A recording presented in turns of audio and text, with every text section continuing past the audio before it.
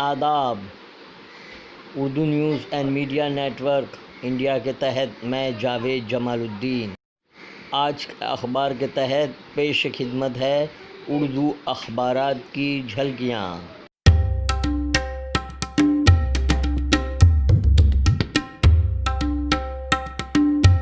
آپ سے گزارش ہے چینل کو سبسکرائب کیجیے، لائک کیجیے، شیئر کیجیے اور اپنے قیمتی مشوروں سے نوازتے ہوئے کامنٹس کرنا بھی نہ بھولیں۔ آج بروز جمعرات 10 ستمبر 2020 صبح کے 9 بج چکے ہیں۔ پیش ہے اردو اخبار کی جھلکی۔ نامہ صحافت نے کنگنا رناوت اور شیوسینا میں گھمسان کو شہ سرخی بنایا ہے۔ ریزرویشن پر سپریم کورٹ کی روک۔ کورونا وبا کے دوران 1.5 ارب بچے تعلیم سے محروم۔ ریلائنس ریٹیل میں سلور لیک کی 7,500 کروڑ روپے کی سرمایہ کاری کا اعلان۔ ممبئی میں حکومت فرانس کی مجرمانہ خاموشی کے خلاف زبردست احتجاج۔ ڈاکٹر مظفر حسین غزالی کا مضمون ملک میں اور بھی ہیں مسائل شوشان کے سوا۔ صحافت کا اداریہ مشترکہ سول کوڈ کے لیے تحریک۔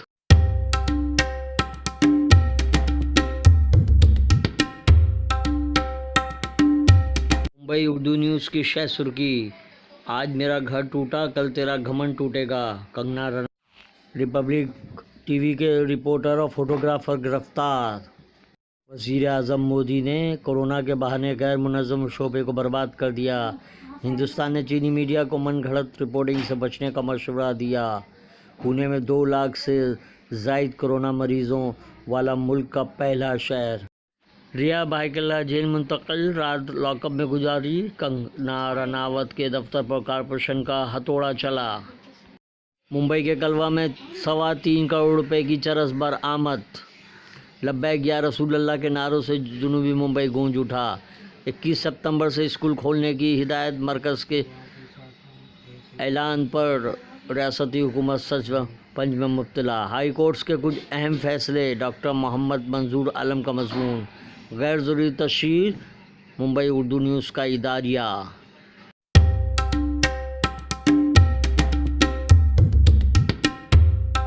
روزنامہ ہم آپ نے شہ سرخی لگائی ہے، پاکستان و بابر کی فوج کے ساتھ جمہوریت کی موت۔ کنگنا کی صدر ڈونلڈ ٹرمپ نوبل انعام 2021 کے لیے نامزد۔ کووڈ ویکسین کی تیاری کی ایکسپورٹ کی کوشش کو دھچکا۔ جاوید جمال کا مضمون قانون و عدلیہ کی بالادستی برقرار ہے۔ کوثر عباس کا مضمون اپنی غیرت کا غبارہ تھام کر رکھیں، عورت کو جینے دیں۔ اداریہ قصہ کنگنا کی غیر قانونی تعمیر۔ یہ تھی اردو اخبارات کی جھلکیاں، پھر ملاقات ہوگی۔ اللہ حافظ۔